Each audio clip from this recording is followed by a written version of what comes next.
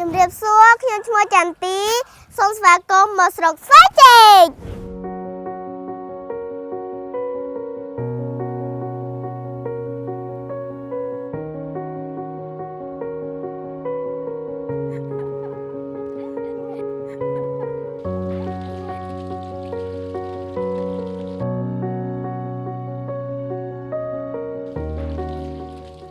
ពីដើមមិញមិនមានទឹកស្អាតប្រើទេមានតែតាមស្រះតាមផ្ទាំងមានតែប្រើតែទឹកប្រូទឹកស្រះដែលគូភើផងមនុស្សចុះងូតផងប្រើតែទឹកចាអេងវាមានការដូចថាពេលឈឺក៏ឈឺរាករុះច្រើនបាទកាលពីមិនទាន់មានទឹកស្អាតនេះគឺកាត់យកទឹកមកពីផ្ទះការយកទឹកមកពីផ្ទះនេះគឺការហូបនឹងគ្រប់គ្រាន់បាទធ្វើឲ្យខ្វះខាតហើយទឹកមកពីផ្ទះជួនកាលឪពុកម្ដាយគិតចំណាក់ស្រុកគិតវិចមកពីផ្ទះគឺដាក់ទឹកអត់ស្អាតបាទន័យទឹកអត់បានដាំបាទទឹកពីងបាទន័យថាទឹកពីវាលដូចថាគេដឹកពីស្រះយកទៅដាក់ក្នុងពីងច្រកទឹកពីងមកធ្វើឲ្យកុមារមានជំងឺរាករូសហើយមករៀនអត់ទៀងទាត់អង្គការទស្សនពិភពលោកកម្ពុជាបានគាំទ្រជាពិសេសគឺផ្ដល់ស្ថានីយ៍ទឹកដល់ឃុំទ្រាសរហូតដល់4កន្លែងមានទីតាំងទី1គឺនៅភូមិទ្រាសទី2គឺនៅភូមិព្រៃទី3ភូមិអំពើប្រុងហើយទី4នៅភូមិននយទាំងអស់នេះគឺជាកត្តាចាំបាច់ដែលបងប្អូនប្រជាពលរដ្ឋត្រូវការដែលគាត់បានទទួលជាពិសេសគឺអ្នកទទួលផលចលនាគីគឺកុមារនិងស្ត្រីហើយកុមារទាំងអស់នោះត្រូវបានសហគមន៍ផ្ដល់ទឹកស្អាតប្រើប្រាស់ដោយឥតគិតថ្លៃដែលមានសាលាបឋមសិក្សាទាំង6នៅក្នុងឃុំទ្រាសទាំងមូលមិនត្រឹមតែប៉ុណ្ណោះទេគឺទឹកស្អាតក៏បានតបណ្ដាញដល់ជូនដល់គ្រួសារក្រៃក្រក្នុងសហគមន៍បាទហើយក៏តចូលរហូតដល់សាលាឃុំទ្រាសក៏ដូចជាមណ្ឌលសុខភាពអនុវិទ្យាល័យបាទនៅក្នុងមណ្ឌលសុខភាពខ្ញុំគឺទឹកប្រើគ្រប់គ្រាន់បាទហើយខ្ញុំអរគុណនៅស្ថានីយ៍ទឹកស្អាតប្រចាំនៅក្នុងឃុំទ្រាសហ្នឹងបានតមកអុយមណ្ឌលសុខភាពប្រើទឹកដោយអត់គិតថវិកាបាទឃើញ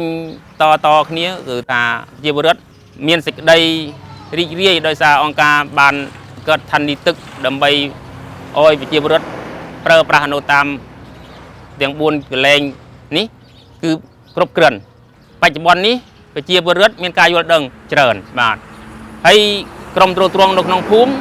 បានអង្គការវលសិនបង្កើតជាគំនិតឬក៏ហៅក្រុមត្រួតត្រងទៅបណ្ដុះបណ្ដាលផ្នែកអនាម័យគិតយល់ដឹងច្រើនឥឡូវនេះកាត់បន្ថយជំងឺដូចជារាករូសឬក៏ជំងឺអីក៏ដោយគឺថាផ្នែកអនាម័យគឺយល់ដឹងច្រើនដោយសារវលសិនគ្រប់គ្រងទៅលើក្រុមត្រួតត្រងបានបណ្ដុះបណ្ដាលក្រុមត្រួតត្រងក៏យកមកផ្សព្វផ្សាយដល់ប្រជាពលរដ្ឋតាមភូមិបាទអង្គការទស្សនពិភពលោកប្រចាំតំបន់អភិវឌ្ឍស្រុកស្វាយជែកនេះដែរគាត់បានសហការគ្នាជួយនៅស្ថានីយ៍ទឹកស្អាតនេះបាទដូច្នេះកាត់បន្ថយការប្រើប្រាស់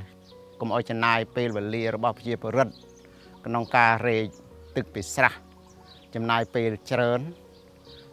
ទឹកនេះយើងអាចចំណាយពេលខ្លីហើយបានទឹកស្អាត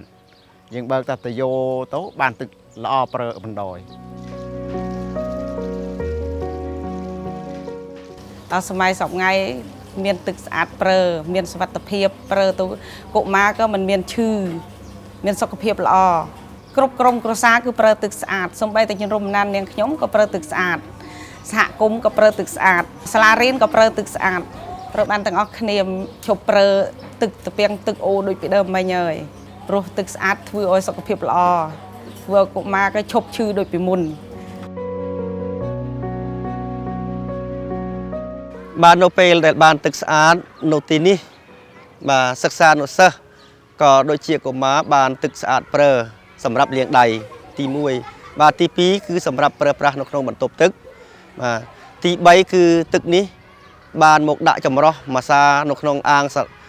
របស់យើងខ្ញុំដែរក៏បានកុមារប្រើប្រាស់ក្នុងការផឹកបាទដោយមិនបាច់ដាក់ទឹកមកពីផ្ទះបាទការប្រើប្រាស់ទឹកស្អាត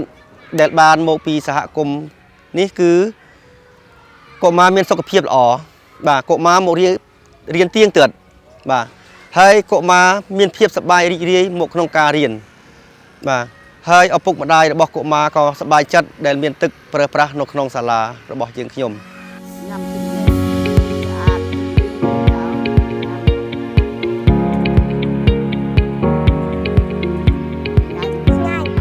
ឥឡូវភូមិខ្ញុំមានទឹកស្អាតប្រើហើយនេះជាយាយរបស់ខ្ញុំកំពុងញ៉ាំទឹកជាមួយបងស្រីរបស់ខ្ញុំគ្រួសារខ្ញុំមានទឹកស្អាតប្រើប្រាស់ដូចជាងូតទឹកញ៉ាំបាយផឹកទឹកនិងមានសុខភាពល្អ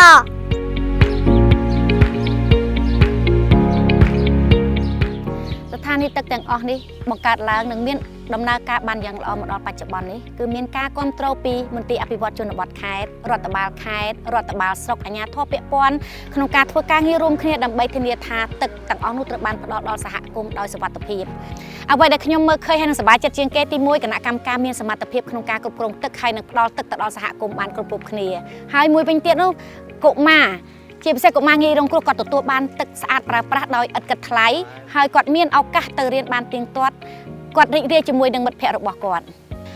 អ្វីដែលជាផែនការបន្តអង្គការទស្សនពិភពលោកនឹងធ្វើការងារយ៉ាងជិតស្និទ្ធជាមួយនឹងមន្ទីរអភិវឌ្ឍជនបទខេត្ត